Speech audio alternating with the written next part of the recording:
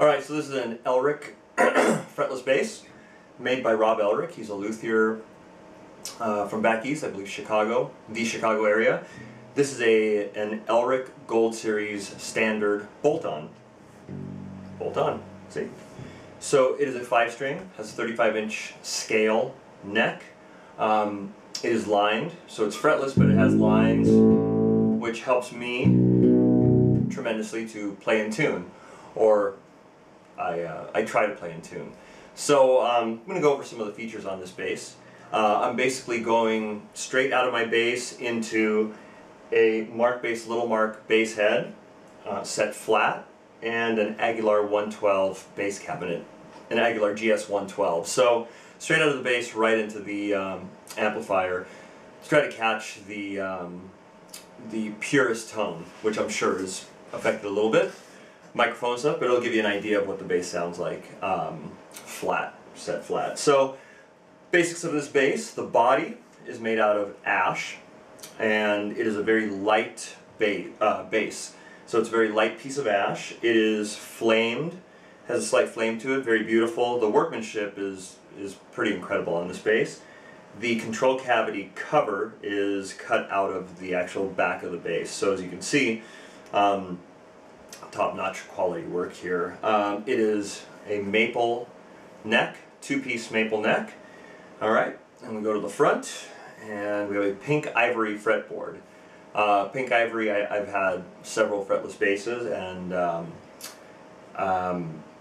made out with fingerboards, made out of rosewood and ebony. Never had pink ivory before, and this is just a very nice sounding deep, warm wood that can actually sound very percussive also. I've had it for a few years now, and I use round wound strings, D'Addario XL nickels, and there's no grooves, and I play this bass quite a bit. Haven't lately, but I did play it quite a bit. I'm going to pull it back out and start playing it a lot. You can see where the strings are actually kind of pressed down, and there's no groove, it's a little mark, and the wood is just remarkably dense and hard. Pink ivory, and very stunning looking too, has some flame on it there. It's also has a pink ivory nut, let's see, what else? Oh yeah, the top of the bass is spalted maple. So the body has a top of spalted maple and the matching headstock cover too, which is really, really nice. One truss rod, and it has an ebony ramp. The ramp has become popular in the last few years.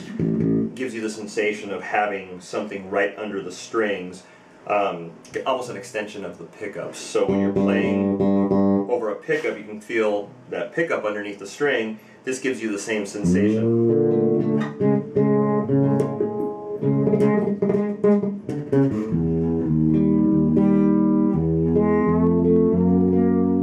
So anywhere you're playing, you actually have that sensation of not having this deep gorge or deep space between the string and the body. So pretty nice, and it's made out of ebony, and Rob Elrick cut that out for me and put that on there. Electronics: Bartolini Pickups and a Bartolini preamp.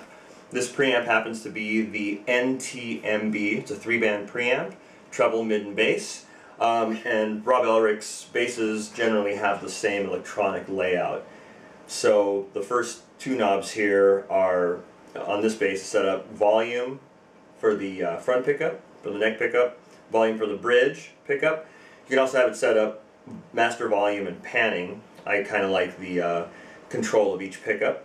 And then you have treble, boost and cut, mid-range boost and cut, and bass boost and cut. And then the two switches here, let me turn up. This switch on the outside engages the active circuitry or cuts it out. So it makes it either passive or active. Alright, with a boost there, but sounds really good in both settings. The next switch is a 3-way switch, 3-way toggle switch, which actually picks the mid-range frequency that you're boosting or cutting. So your mid-range knob will be affected by that switch. So on the very lowest setting here, closest to the knob, is 250 hertz. The middle setting is 500 hertz, and the upmost setting is 800 hertz. So you can vary with that. You can play with that, and I think all of Rob Elrick's basses have that setup.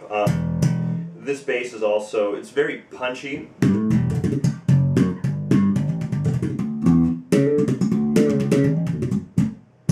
Really hard to get a fretless bass to sound good slapped, and this one does sound very good slapped. The low B is just remarkable.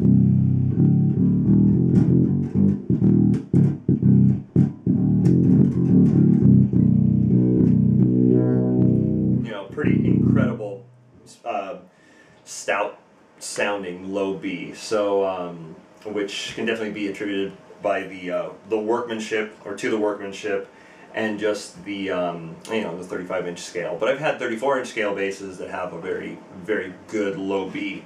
So that's it. Elrick Gold Series Standard 5-string. This bass also has a kind of a cool story to it. It was made for a giveaway through a magazine that's actually not in circulation anymore, called Bass Frontiers. Bass Frontiers was around in the mid-90s to maybe 2000, and this bass was made in 1997 and was part of a giveaway with Bass Frontiers magazine in 97 or 98. I got it from the person who actually won the bass, so kind of a cool story on this bass. So again, Elrick fretless, very, very beautiful instrument, well made, and just sounds really, really good. And that's it.